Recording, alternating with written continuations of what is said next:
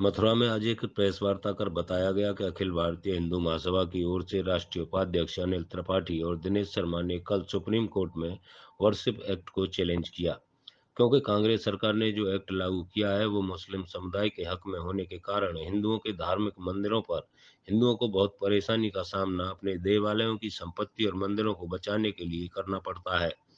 इस एक्ट की वजह से उनको वाराणसी और मथुरा के मुकदमे में दिक्कत आ रही है। अन्य हजारों मंदिर में ये समस्या न आए, इसलिए इस एक्ट को समाप्त करने को सुप्रीम कोर्ट में मुकदमा दर्ज किया गया है। राष्ट्रीय उपाध्यक्ष अनिल त्रिपाठी ने कहा कि उसमें केंद्र सरकार को पार्टी बनाया गया है। इस कानून के समाप्त होने से देश के 3000 मंदिरों पर हिंदुओं का आसानी से पोजीशन हो सकेगा। राष्ट्रीय कोषाध्यक्ष दिनेश शर्मा ने कहा कि मुकदमे में 31 अक्टूबर तक केंद्र सरकार को जवाब दाखिल करने का आदेश दिया गया है और 14 नवंबर को सुनवाई के लिए तारीख दी है।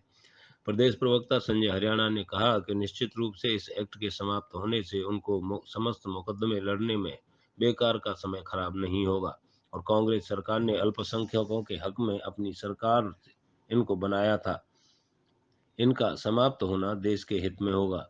प्रेस कॉन्फ्रेंस में राष्ट्रीय उपाध्यक्ष अनिल त्रिपाठी, राष्ट्रीय कोषाध्यक्ष दिनेश शर्मा, प्रदेश प्रवक्ता संजय हरियाणा, मीडिया प्रभारी मनीषा ठाकर, अश्विनी शर्मा, संरक्षक सतीश शर्मा आदि उपस्थित रहे।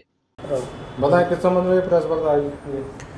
कल अखिल भारत हिंदू महासभा ने माननीय सुप्रीम कोर्ट में वर्शिप एक्ट को समाप्त करने की पीआई दाखिल की है। उसमें दिनेश शर्मा राष्ट्रीय कोषाध्यक्ष और अनिल त्रिपाठी राष्ट्रीय उपाध्यक्ष जी ने उसमें पीआई दाखिल की है। उसमें हमने मांग की है कि इस 1991 वर्शिप एक्ट को समाप्त किया जाए, क्योंकि इस वर्शिप एक्ट के कारण हमारे हिंदुओं के लगभग 3000 मठ मंदिर सुरक्षित नहीं हैं।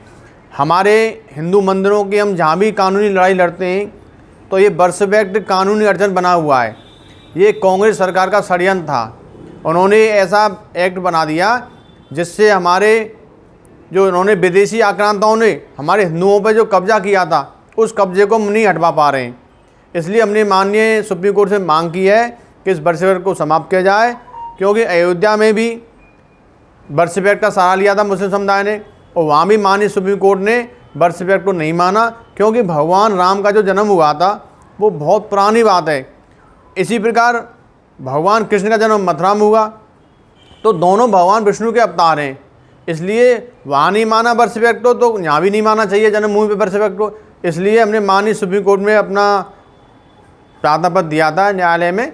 उसमें अगली सुनवाई अब 14 नवंबर को होगी। उसमें केंद्र सरकार को पार्टी बनाया है।